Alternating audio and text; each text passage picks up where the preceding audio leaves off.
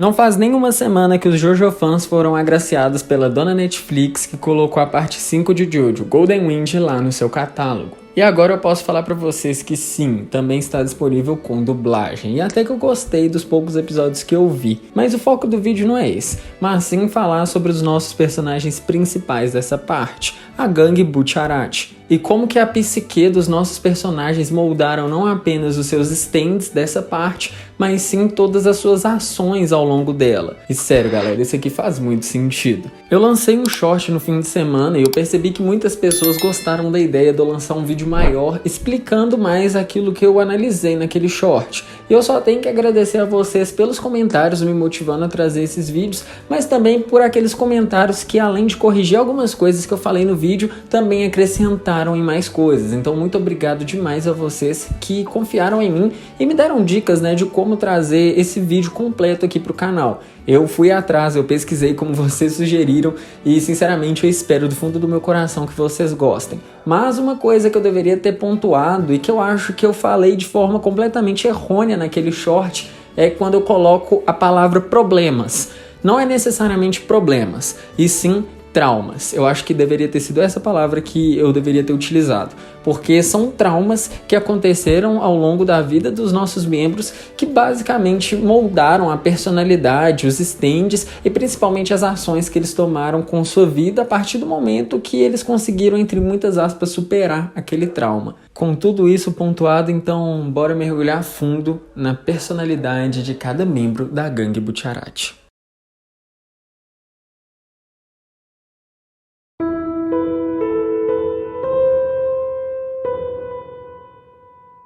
Bruno Butch-Arati. Problemas com os pais. No caso, isso aqui tem a ver com um divórcio entre seu pai e sua mãe e principalmente com o abandono de sua mãe, que depois desse divórcio foi morar em outro lugar e deixou o Butch-Arati com seu pai. Devido a esse abandono, o Bruno sempre acolhe as pessoas que aparecem ao seu redor. Tanto é que a gente vê, depois de tudo que acontece na vida dele, ele se tornando uma pessoa muito solidária. Uma pessoa que sempre está lá pelas outras pessoas que precisam da ajuda dele. E ele faz isso literalmente com qualquer um. Tanto é que tem até aquele meme, que a galera fala que o Bruno não é um pai, mas sim uma mãe. De tão bom que ele é e de tanto que ele ajuda as pessoas ao redor dele e literalmente protege elas de tudo que pode vir a acontecer, tá ligado? É uma coisa que ele desenvolveu justamente por conta, primeiro, do abandono da sua mãe, mas principalmente por conta do seu pai, que ficou lá criando ele sozinho, mesmo com todas as adversidades da vida, e que ensinou ele a ser um bom homem, e que sofreu na mão de traficantes, e o resto é história, A gente sabe por que ele não gosta de drogas, e porque ele sempre luta para que as crianças da Itália fiquem longe não só das drogas, mas principalmente do crime, algo que a gente vai falar mais sobre quando a gente estiver falando lá do Narante. E isso tudo tá diretamente ligado com o seu stand, o Sticky Fingers, que tem a capacidade de colocar zíperes, abrir e fechar as coisas usando zíperes, E por que ele tem esse stand? Ao meu ver, é justamente porque se ele pudesse, ele teria colocado um zíper na relação de seus pais, juntando eles para que assim ele não precisasse sofrer o abandono da mãe e principalmente não tivesse que ter passado por toda aquela experiência traumática quando criança sozinho. Porque é a verdade, galera, o pai dele tava lá por ele, mas a gente sabe, o pai dele ficou entre a vida e a morte e depois disso o Bruno Butch-Arati meio que lidou com tudo sozinho. Porque eu não sei vocês, mas um moleque que meteu uma facada em 2 bandidos que invadiram o quarto de hospital do pai dele pra assassinar o cara, não tá vivendo uma infância normal, Então sim, ele passou por uma experiência muito traumática e eu creio que o Sticky Fingers e a sua habilidade está diretamente ligada a isso.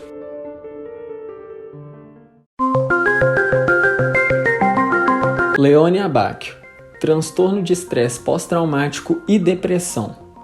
Lá no meu short eu já tinha colocado que o Abacchio tem sim depressão. Eu acho que fica nítido quando a gente olha o personagem, principalmente a trajetória dele. Mas a questão do Tept também é muito importante de ser pontuada, porque obviamente ele tem transtorno de estresse pós-traumático. E a gente percebe isso principalmente, ao meu ver, na relação dele com o Giorno Giovanna, já que ele trata o Giorno completamente de forma rude a troco de nada. Ele é mal com o Giorno, xinga o Giorno, humilha ele a troco de nada. Mas se a gente parar para analisar como que o Abakio era quando ele entrou na força da polícia, a gente vai perceber que ele era basicamente assim como o Giorno, alguém que sempre tentava ver o lado otimista das coisas e que tinha o pensamento de que ia conseguir mudar a Itália fazendo as suas ações, algo que o Giorno também faz.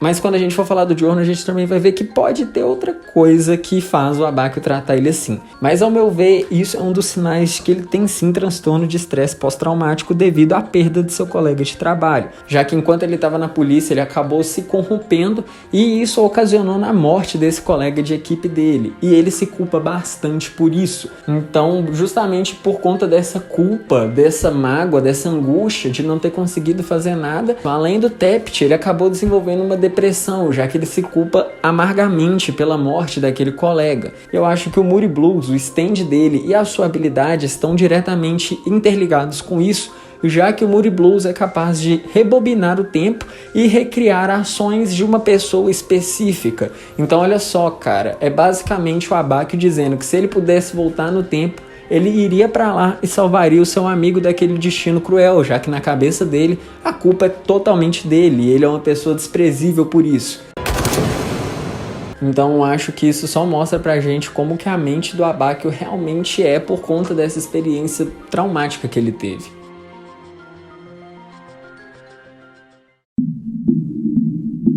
Panacota Fugo.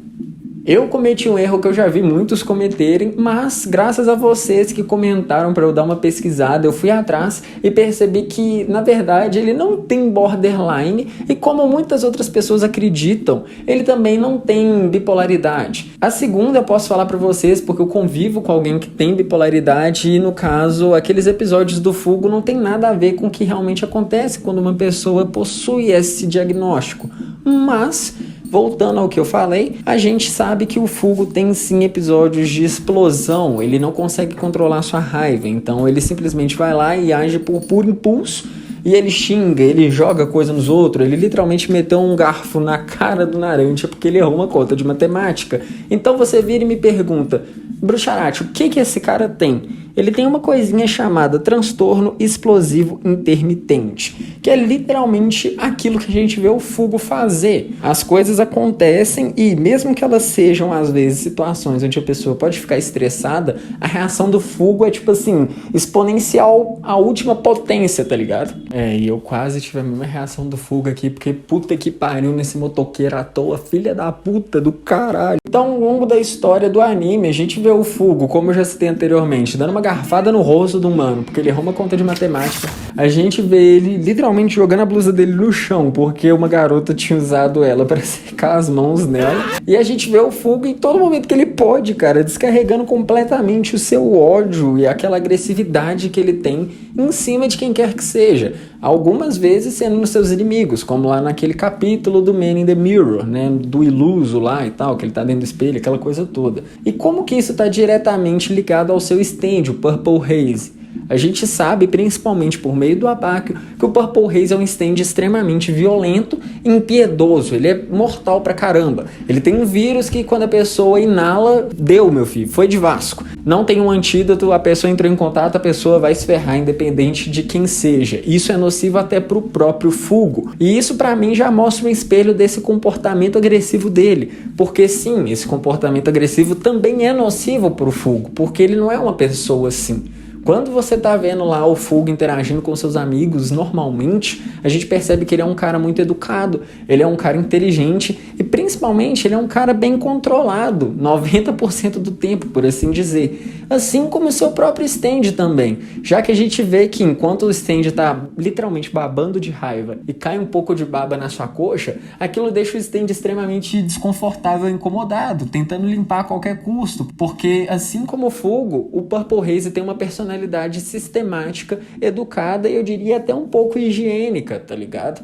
Porque é assim que o Fugo é nos momentos onde ele não é afligido pela sua condição desse transtorno explosivo. Então acho que o Purple Haze é o stand que mais representa o seu usuário dessa lista, porque a gente consegue ver claramente os dois lados do Fugo, o lado, digamos, comum dele, o lado educado, o lado calmo, o lado que tenta ajudar as pessoas e o lado extremamente estressado, louco, nocivo, que tá doido pra quebrar um tijolo na cabeça de alguém, tá ligado?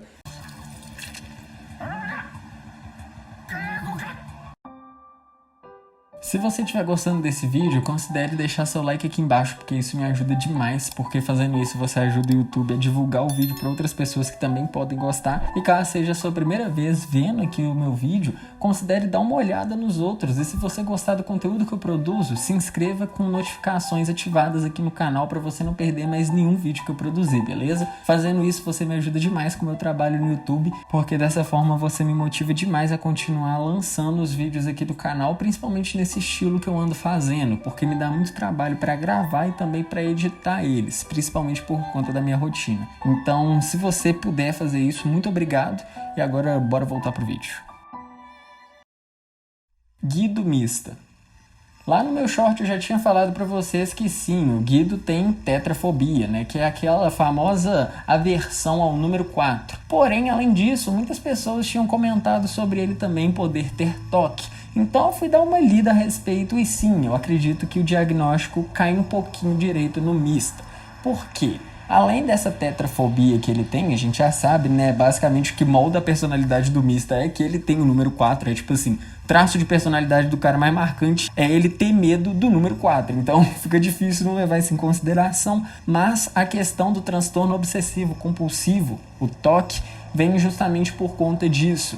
Uma das características, ou uma das vertentes, por assim dizer, do TOC é justamente manias. E essas manias podem ser tanto pequenas, médias ou cruciais. E dessa forma, essas manias vão meio que literalmente ditar os rumos que a pessoa vai tomar no seu cotidiano. Então, por exemplo, às vezes a pessoa tem uma crença muito forte de que se ela usar meia verde numa sexta-feira, o dia dela vai dar errado. E aí ela não usa meias verdes na sexta-feira. E o mista é a mesma coisa, porque ele tem na mente dele que se ele escolher entre 4 alternativas, vai dar tudo errado pra ele, tá ligado? E além disso, o mista também ele é muito supersticioso. Quando você vê lá ele, em muitos momentos ele fala de sorte, de boa fortuna, de azar, da maré da sorte tá contra ou a favor dele. Então, justamente por conta de tudo isso, eu acho que se encaixa direitinho nesse toque aqui. Mas uma das coisas que a galera esquece é que para a pessoa desenvolver uma fobia,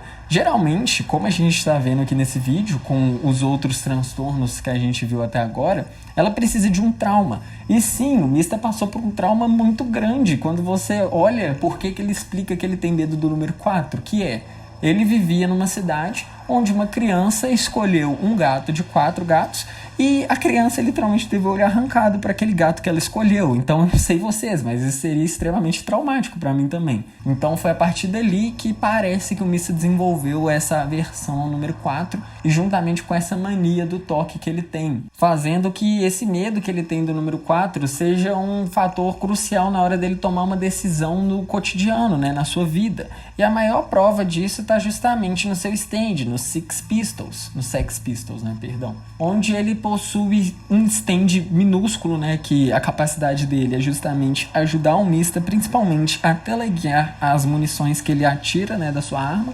E se você olhar, cada pistols tem um número. E ele não tem o pistol número 4. Então, eu acho que aí já dá pra ver, cara. Tá literalmente intrínseco na personalidade, na alma do mista essa questão. Porque ele não tem o pistol número 4. Se eu não me engano, é 1, 2, 3, 5 e 6 e 7, né? Eu acho que é isso daí, eu posso estar errado. Mas enfim, uma coisa que eu garanto pra vocês é ele não tem o pistol número 4. Inclusive tem muitos memes engraçados que falam que o Mista Hacking, né, o Sex Pistols Hacking, seria justamente um número 4 gigante.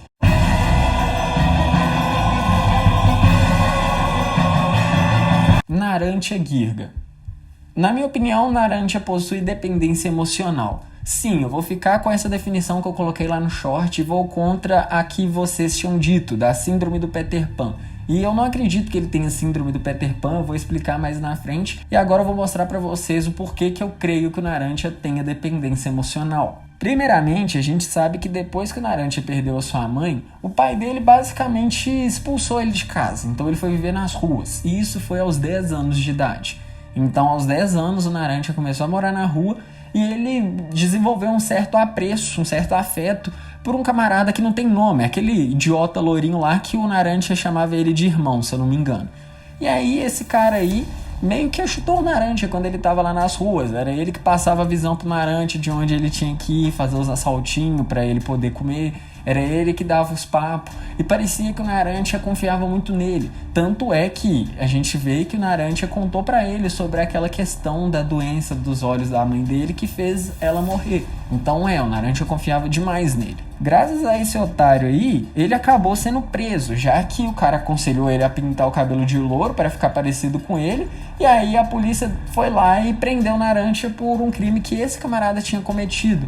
E aí o Narancia ficou 1 ano na cadeia. Quando o Narancia sai da cadeia e vai até os velhos amigos de rua dele, ele é completamente maltratado, justamente por conta daquela doença no olho e também porque a gente sabe que o cara era o babaca, mano. Ele só usou o Narancia pra que ele fosse preso no lugar do irmão, né? Vamos chamar esse otário assim. E aí, com isso, Narancia fica completamente desolado, cara. Ele não sabe o que ele faz, então ele fica só lá, vivendo nas ruas, isolado. Ele não conversa com ninguém, ele fica super pianinho na dele, até que ele é encontrado pelo Fugo, que o leva lá pro Libércio, que sim, eu não sei se você sabe, mas o nome daquele restaurante da parte 5, onde a gangue se encontra, é Libércio.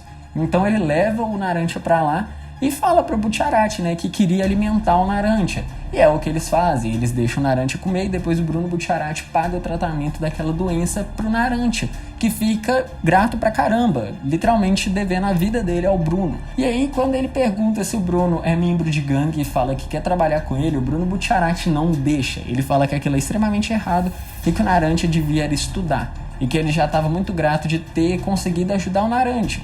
E aí ele volta para sua casa, ele até fica um tempo lá estudando, porém o que ele queria de verdade era justamente estar lá com o Bruno Bucciarati, servindo a ele para poder pagar aquela dívida que ele sentia que ele tinha com o Bruno por ter salvo sua vida. E é o que ele faz. Sem que o Bruno Bucciarati saiba, 6 meses após aquele encontro, ele foi até o Polpo, passou no teste e ganhou seu stand, o Aerosmith. E aí agora você falou, no Bucciarati falou pra caramba no do Narancia. E sim, se eu não me engano, o do Narancia vai ser o que eu mais vou falar, porque é o mais complexo, ao meu ver, para explicar para vocês, mas é o que tem a simbologia e a filosofia mais bonita de todos esses, cara.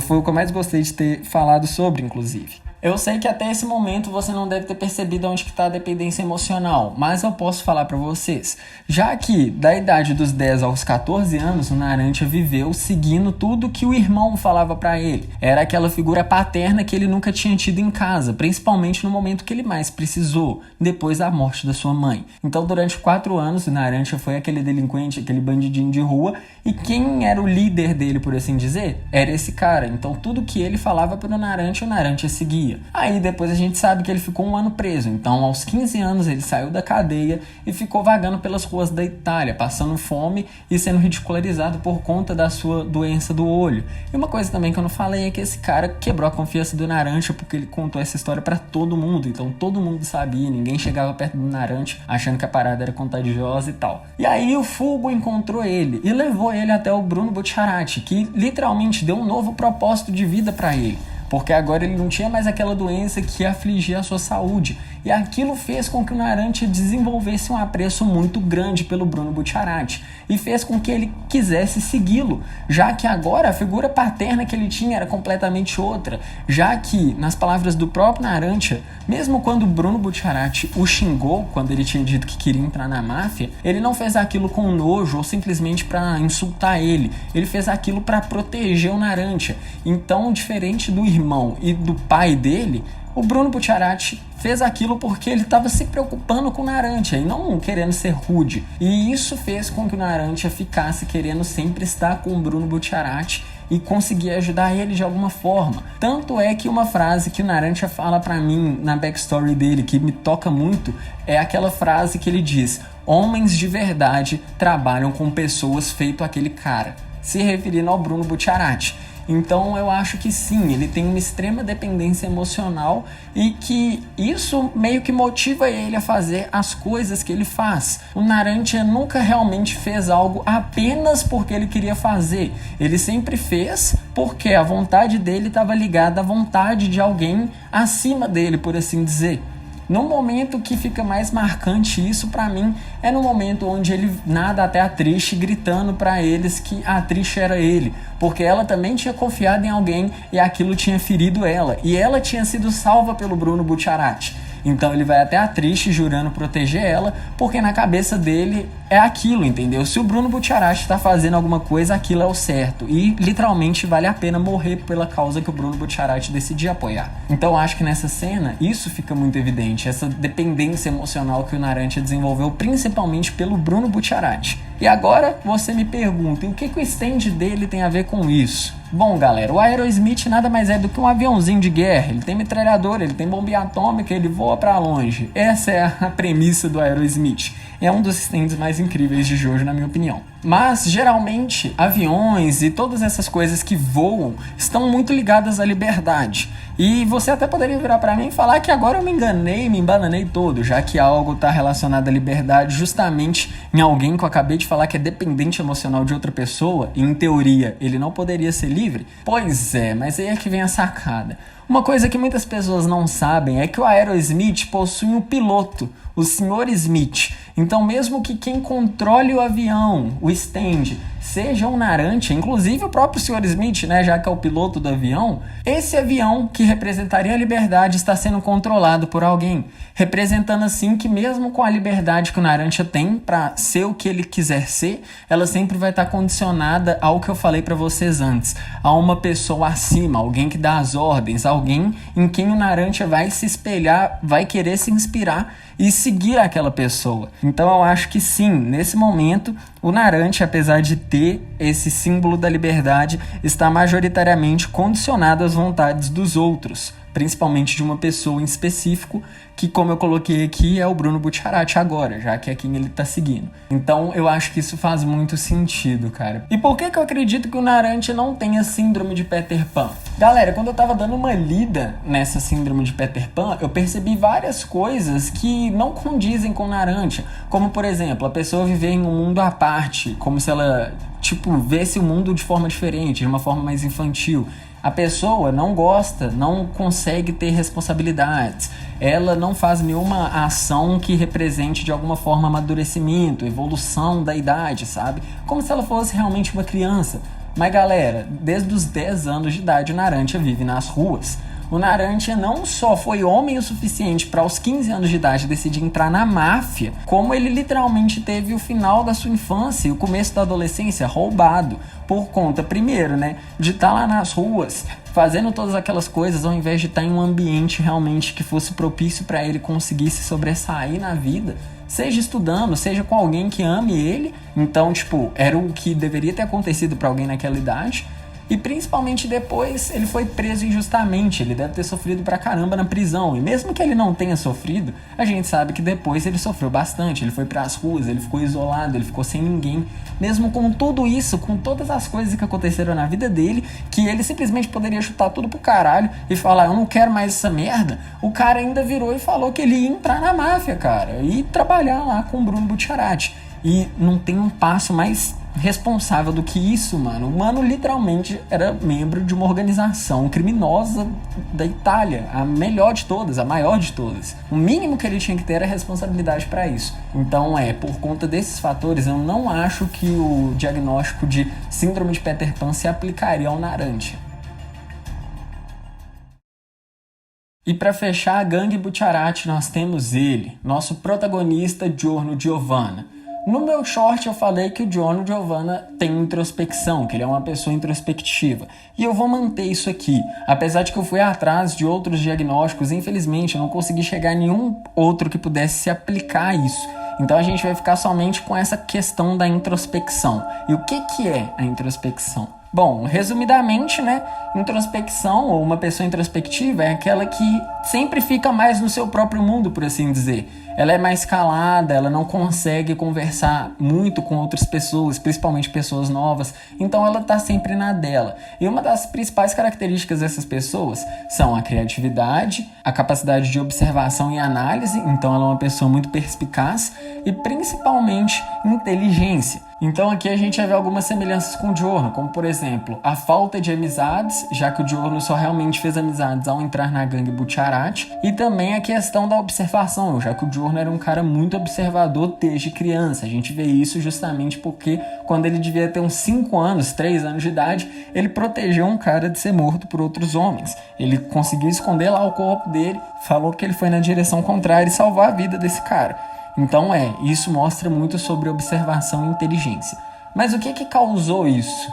Bom, vários fatores podem causar isso, mas no caso do Giorno a gente já sabe. Ele se tornou dessa forma devido ao seu trauma de ter tido uma mãe tão ausente e um padrasto que abusava dele.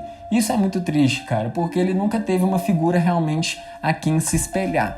Então, a introspecção do Giorno vem justamente por conta desse trauma da infância dele, de ter passado uma infância onde ele não teve amigos, onde ele era zombado por seus colegas, onde ele recebia um tratamento péssimo em casa e ele não tinha nenhum porto seguro. Então, justamente por tudo isso, o Giorno, desde pequeno, meio que estava sozinho no mundo e era dono de si mesmo. E justamente por isso veio essa introspecção, ele ficar mais calado, ele ser uma pessoa mais observadora, uma pessoa mais analítica. Então a introspecção veio justamente disso. E agora é que vem a questão.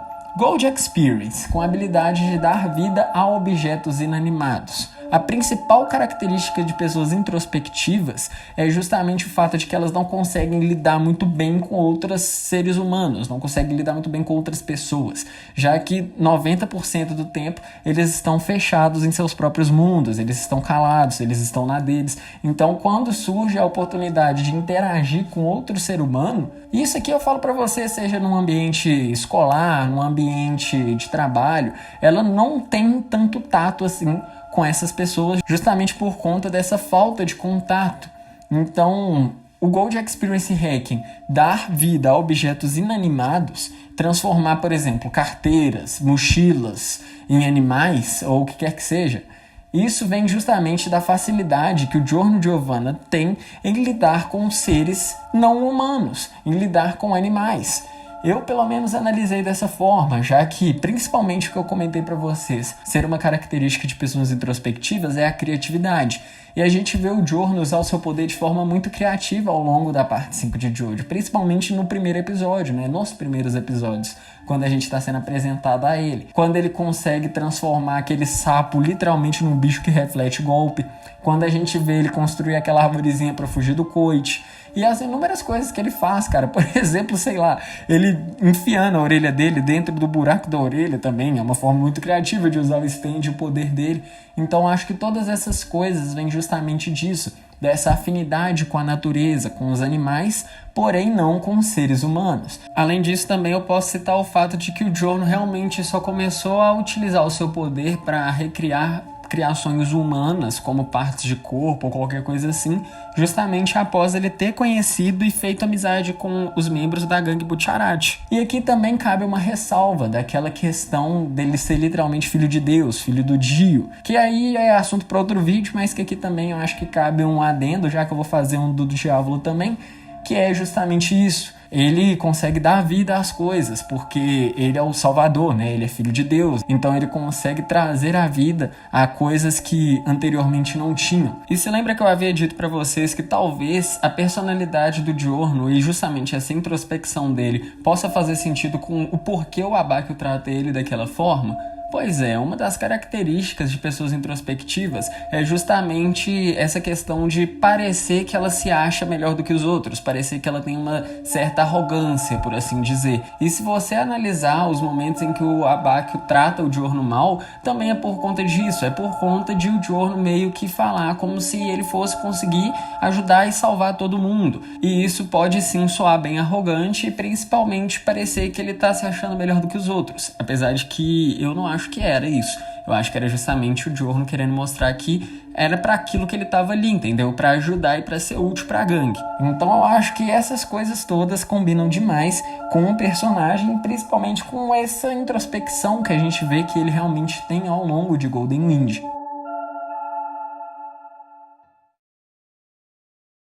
E apesar de não ser da gangue Bucciarati, eu não poderia deixar de falar do vilão da história, do Diávolo, e também do Doppio. Mas essa é a hora que vocês vão querer me jogar do penhasco, porque, bom, eu não achei nenhum diagnóstico pra ele, rapaziada. Vocês vão me desculpar, mas não. O Doppio, o Diávolo, não tem TDI, eles não têm transtorno de dupla personalidade, de dupla identidade. Sério, eu li tudo sobre isso. Eu li sobre bipolaridade, eu li sobre TDI, eu li sobre dupla personalidade, sobre borderline, sobre qualquer outra coisa que pudesse se encaixar aqui, e nenhum deles bate. Sério, nenhum deles. E o que todo mundo sempre fala, inclusive eu, se não me engano, falei no meu short, é da questão da dupla personalidade, do transtorno de dupla identidade, do TDI.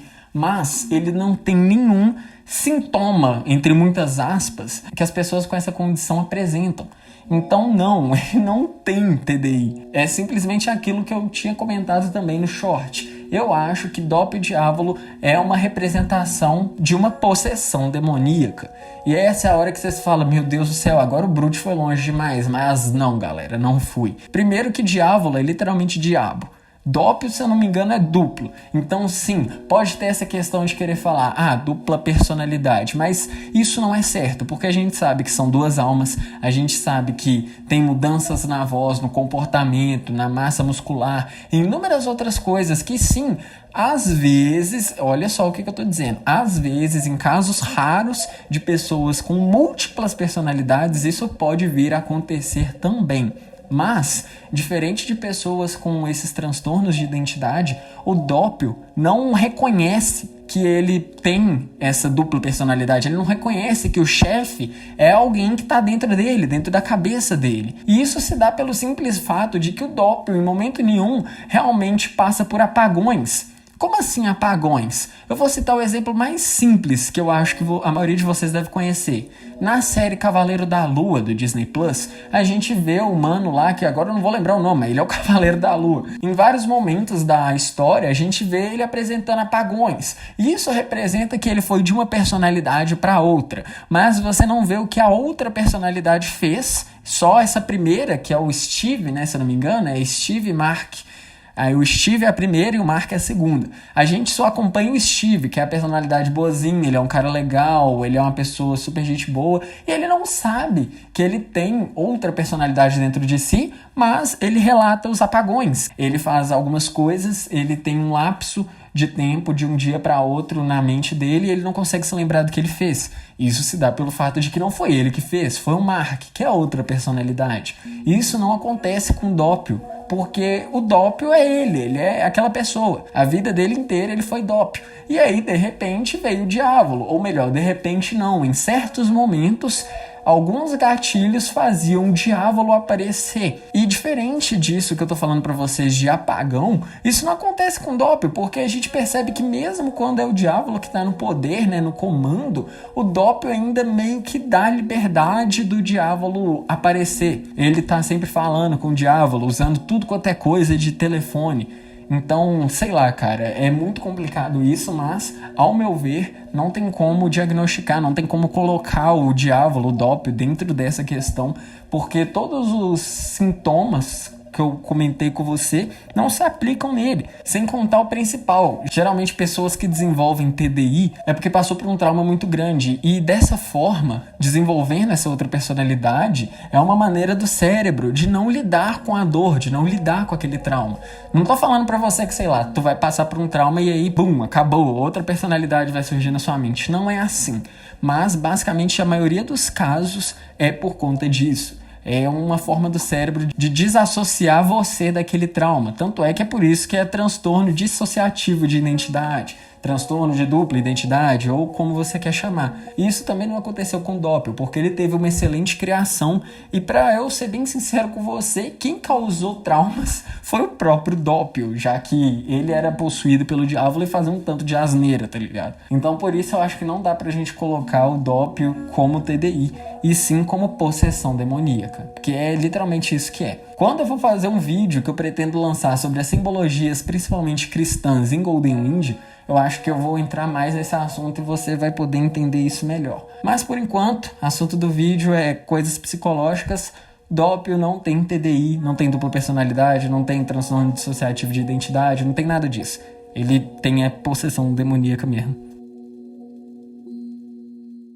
E apesar do vídeo original, né, do short, eu ter colocado a atriz Una e aqui no roteiro eu ter colocado ela como menção honrosa, eu não consegui pensar em nada que a atriz pudesse ter, galera. Então, me desculpa, eu realmente fui atrás. Eu até cheguei numa leve analogia do poder do stand dela de esticar, de deixar as coisas borrachudas, como, por exemplo, o fato dela meio que, entre muitas aspas, ter que se esticar para caber dentro dos lugares, por exemplo, para tentar ter uma relação com o pai dela, que depois completamente, né, abandonou ela e queria acabar com a vida dela. Depois ela teve que se esticar para caber dentro daquela equipe, da gangue Butcherati, porque eles estavam protegendo ela do próprio pai. Então eu fiz uma leve analogia, mas que não chegou a lugar nenhum, pelo menos não com as minhas pesquisas, então eu peço perdão a vocês por isso. Mas comenta aqui embaixo se você acha que a atriz também representa alguma condição, algum trauma ou qualquer coisa assim, e o que o stand dela tem a ver com isso, né?